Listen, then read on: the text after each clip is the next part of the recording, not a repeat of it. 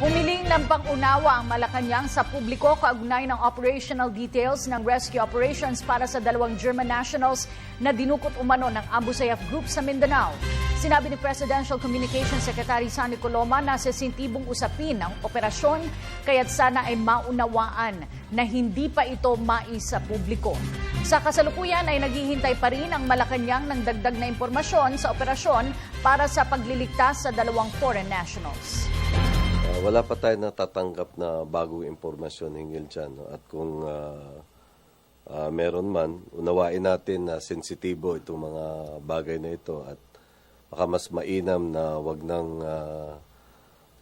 talakayin pa sa publiko. Baka makaapekto doon sa kaligtasan o sa kaligtasan ng mga taong hanggang ngayon ay nasa kamay pa no, ng mga elemento doon at baka maapektuhan din yung kanilang kaligtasan.